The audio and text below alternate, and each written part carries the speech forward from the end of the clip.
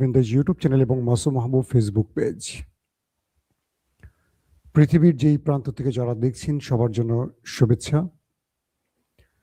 দর্শক, যুদ্ধ পরিস্থিতি ক্রমান্বয়ে কি বলবো টালমাটাল অবস্থার দিকে যাচ্ছে। মার্কিন সেনারা যে কোনো সময় ইরানে স্থল অভিযান শুরু করবে এমনটি ইঙ্গিত মিলছে মার্কিন গণমাধ্যমের। পাশাপাশি নতুন করে এই যুদ্ধে আরব আমিরাত নাম লিখাতে আসতে যাচ্ছে এমনও ইঙ্গিত পাওয়া গেছে। পাশাপাশি নেতানিয়াহু এবং ট্রাম্পের জন্য পেছনে ফেরার কোনো পথ নেই। বিশেষজ্ঞরা এমনটিও মত দিচ্ছেন, এই যুদ্ধ বিজয় ছাড়া তাদের পথ বন্ধ হয়ে যাচ্ছে। আমেরিকা তার সবচেয়ে উন্নত প্রতিরক্ষা ব্যবস্থা থার্ড এবং প্যাট্রিয়ট সব খুইয়ে এখন ইউক্রেন থেকে হাওলাত দিচ্ছে।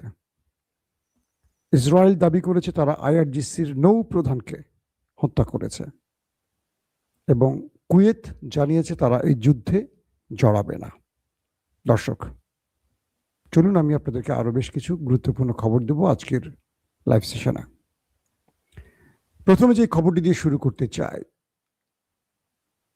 একজন লিখেছেন, ওনার নাম হলো কাজী নজরুল ইসলাম, ময়মনসিংহ থেকে। তিনি আমার 5 বছর ধরে ভিডিও বা আমার খবর শোনেন, ধন্যবাদ ভাই। মার্কিন সেনারা প্যারাটুপার অর্থাৎ যুদ্ধ বিমান থেকে বা বিমান থেকে ইরানে নেমে পড়বে, সেইভাবে একটা কমান্ডো বাহিনীকে প্রস্তুত করা হয়েছে, এই জোনে আনা হয়েছে। ডোনাল্ড ট্রাম্পের নির্দেশ চলে এসছে, জাস্ট সময়ের অপেক্ষা মাত্র। এরই মধ্যে ইরান আমেরিকার মধ্যে পেছনে নেপথ্যে বসে যুদ্ধ বন্ধে বেশ কিছু দেশ কাজ করছে। তাদের মধ্যে রয়েছে তুরস্ক, মিশর, পাকিস্তান, ওমান। এই তো আমেরিকা মূলত চাইছে একটা ফেস সেভিং। ডোনাল্ড ট্রাম্পের বিরুদ্ধে শুক্রবার আগামীকাল 28 মার্চ, তাই তো আজকে তো 27 না 26, আজকে 26, আগামীকাল 27, অর্থাৎ 28 মার্চ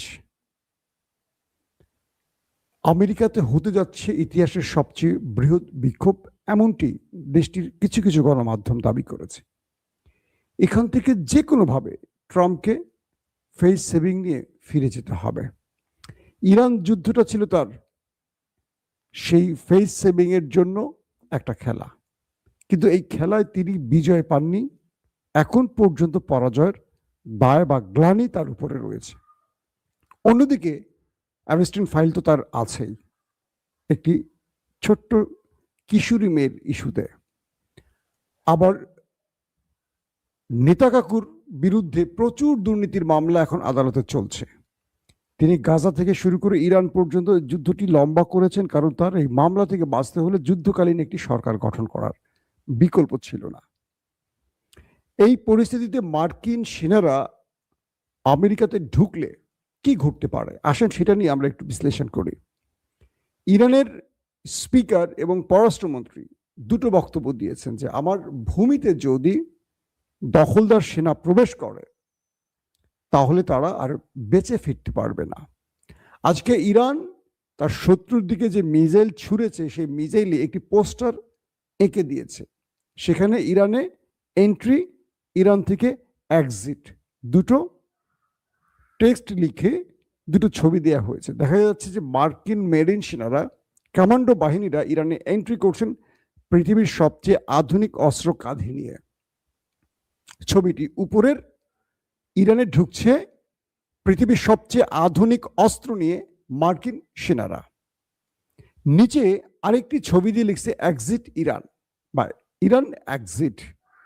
সেখানে যে ছবিটি দেয়া হয়েছে দেখা যাচ্ছে একজন মার্কিন সেনা নিহত, তাকে মার্কিন পতাকা দিয়ে স্ট্রেচারে শোয়ানো, দুজন ল্যাংরা লুরা, হাত পা ভাঙা, বাকি দুজন সেনা তাকে কোনো রকম টেনে টেনে ইরান থেকে বের হচ্ছে দিয়ে সেখানে বলা হয়েছে যে তোমরা আসবে ইরানে, কিন্তু যাবে এভাবে, তোমরা আসবে খুব আধুনিক প্রযুক্তির অস্ত্র টস্ত্র নিয়ে, কিন্তু যাবে ল্যাংরা লুরা হয়ে। এটি দিয়ে ইরান আমেরিকার সেনাদের বুঝিয়েছে তোমরা তো তোমাদের জন্য লড়তে আসোনি, ইরানিরা তাদের মানচিত্র রক্ষায় লড়বে। ইরানের সামনে তার মানচিত্র রক্ষার জন্য সর্বোচ্চ ত্যাগ, সর্বোচ্চ পরীক্ষা ইরান দিবে। তোমরা কেন আসছো?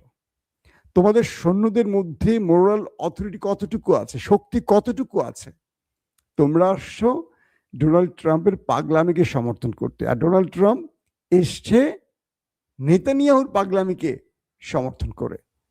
একটা বৃহৎ পরাশক্তি কোনো পাগলামির উপর ভর করে যুদ্ধ করতে পারে না।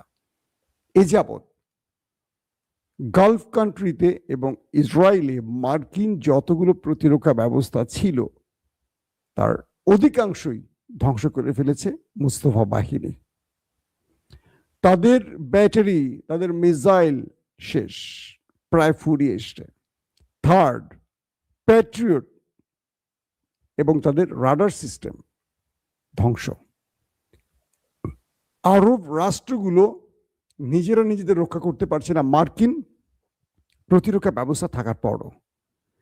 এখন আমেরিকা ইউক্রেন থেকে ভিক্ষা নিচ্ছে, অর্থাৎ ইউক্রেনকে যেগুলো বিক্রি করেছিল জেলেনস্কির কাছে, সেই প্যাট্রিয়ট এবং থার্ডের প্রতিরক্ষা ব্যবস্থাগুলো এখন বলছে যে আমাকে দাও, আমার তো ইরান মাইরা তক্তা বানায় ফেলাইছে। এখন ইউক্রেন থেকে নিচ্ছে হাওলাত, এখন ইউক্রেন হয়ে যাবে রাশিয়ার টার্গেট। কারণ এতদিন আমেরিকা থেকে কিনছিল এগুলো জেলেনস্কি অনেক টাকা খরচ করে, এখন এগুলো আমেরিকা চেয়ে বসছে। তার মানে আমেরিকার কি পরিমাণ ক্ষতি হয়েছে, ইরান কি পরিমাণ তার সমরাস্ত্র ধ্বংস করেছে আপনারা বুঝতে পারছেন। ইরান বলছে যে নেতানিয়াহুর খুশিতে মার্কিনীরা ইরানে প্রবেশ করবে। আমরা তোমাদেরকে এইটুকু চ্যালেঞ্জ দিচ্ছি, তোমরা যতটা বুক ফুলিয়ে আসবে সেভাবে যেতে পারবে না, তোমাদের যেতে হবে স্ট্রেচারে করে অথবা এয়ার অ্যাম্বুলেন্সে করে অথবা লাশ হয়ে। কারণ ইরানিরা তার মানচিত্রের এক ফোঁটা জমি ছাড়বে না, এর জন্য যা খুশি করতে হয়।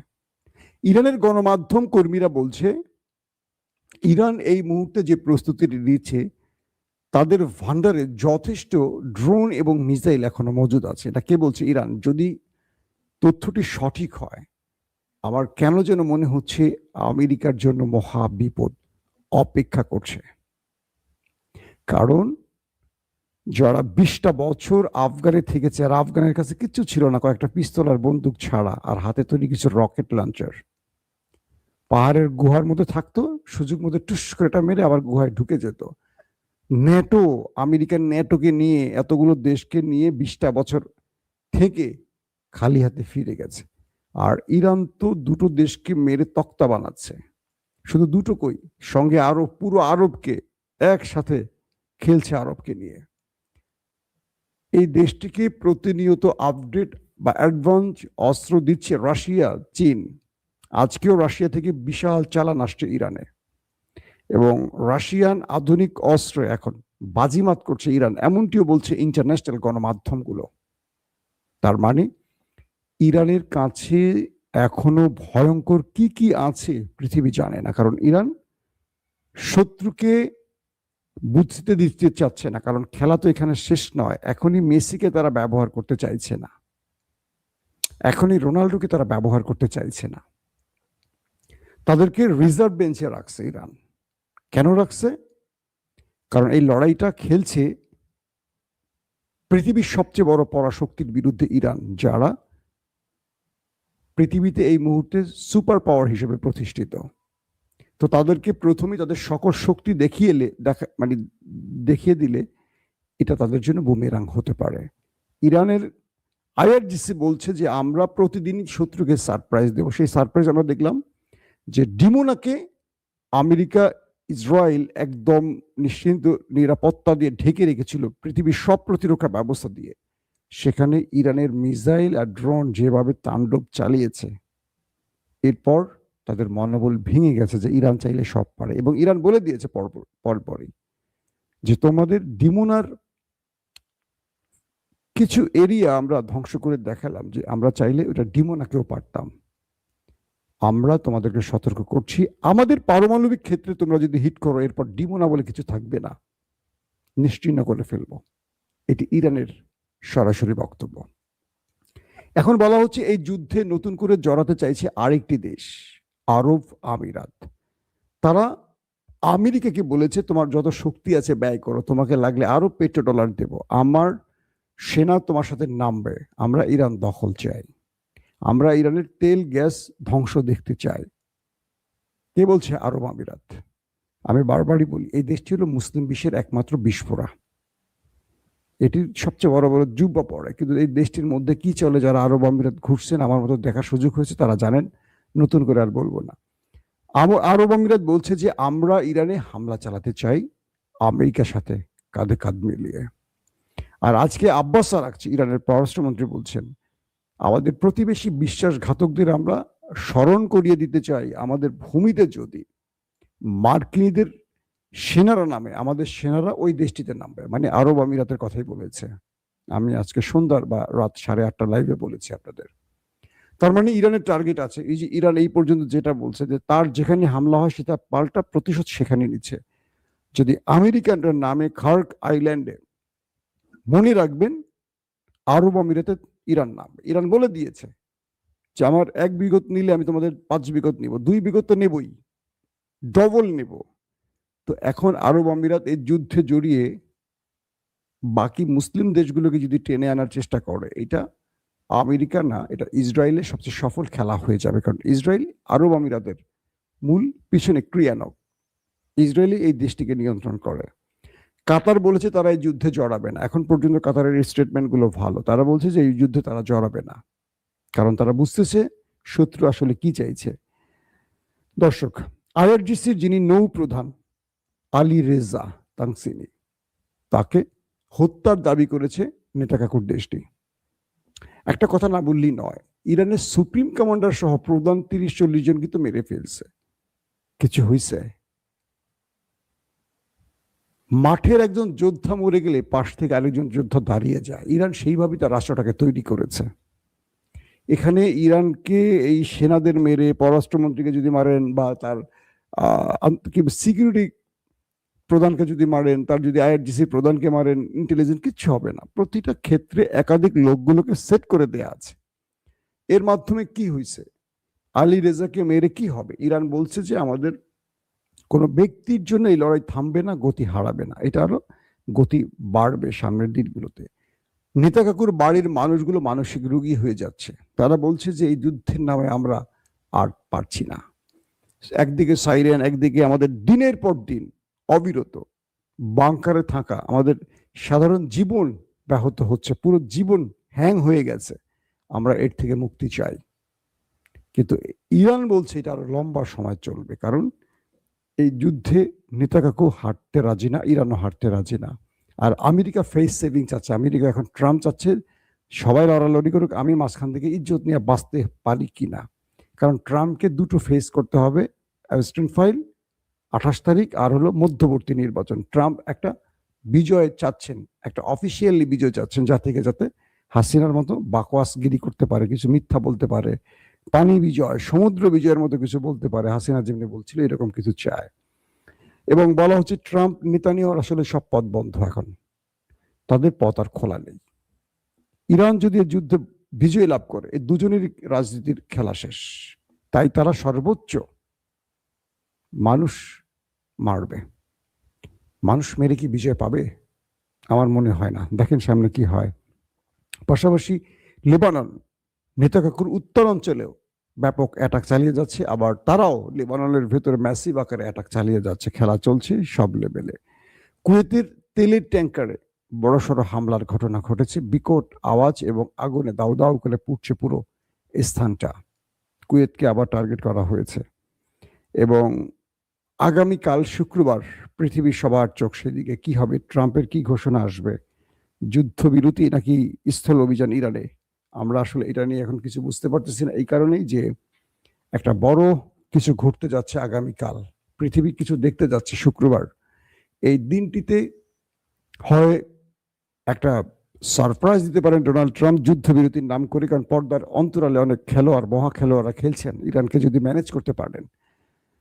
আর যদি প্রতারণা করা হয় ইরানের সাথে আবারও, ইরান বলছে আমাদের 5টি শর্ত দিয়ে দিয়েছি। এই 5টি শর্তের উপর আমি 5টি শর্ত কি আবার বলবো আপনাদের? আমি কিন্তু কয়েক দফা বলেছি, আর বলতে চাচ্ছি না। আমার প্রতিটা নিউজে আপনাদেরকে কম বেশি আমি এগুলো বলার চেষ্টা করি।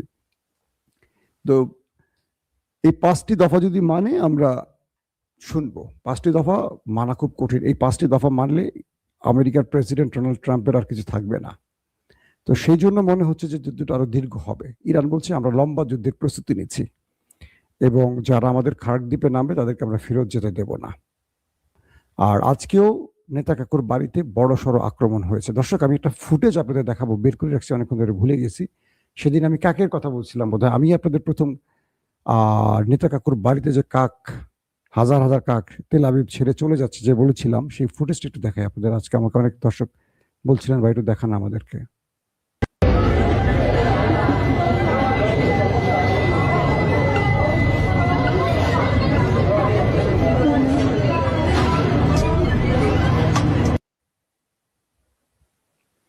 আপনারা দেখেছেন যে কিভাবে হাজার হাজার কাক সে দেশটি ছেড়ে যাচ্ছে। এটা নিয়ে অনেক রকম তথ্য উপাত্ত এখন আসছে বিভিন্ন গণমাধ্যমে। তো দর্শক, আজকের মতো বিদায় নিতে চাই। যারা ওপেন দ্য আইজ আজকেই প্রথম দেখছেন, আশা করবো চ্যানেলটি ভালো লাগলে সাবস্ক্রাইব করে রাখবেন। যারা মাসুম মাহবুব ফেসবুক পেজটি দেখছেন, লাইক ফলো করে আমাদের সঙ্গেই থাকতে পারেন। আমরা আপনাদেরকে প্রতিদিন দেশের এবং বিদেশের খবর দিতে চাই। বাংলাদেশের যে কোনো বড় ঘটনায় আমরা আবারও বাংলা খবরে চলে আসবো। বাট এখন আন্তর্জাতিক খবরে আপনাদের চাহিদা বেশি, বা আপনারা বারবার এই খবরগুলো দেখতে চান বলে আমরা সেই খবরগুলো আপনাদের বেশি দেবার চেষ্টা করছি। দর্শক, আজকের মতো বিদায় নিচ্ছি। আল্লাহ আমাদের প্রত্যেকে নিরাপদে রাখুন। শেষ আরেকটি কথা বলবো, আমরা যুদ্ধ চাই না, আমরা শান্তি চাই। আমরা চাই যে কোনোভাবে যুদ্ধটা বন্ধ হোক। যুদ্ধ মানুষের ক্ষতি করে, প্রাণ যায়। তাই শান্তির পক্ষে আমরা দাঁড়াতে চাই। আল্লাহ হাফেজ। ওপেন দাইস মানে সত্যকে সত্য বলা, মিথ্যেকে মিথ্যে বলা। আমরা শোনা কথা নয়, চোখে যা দেখি তাই বলি।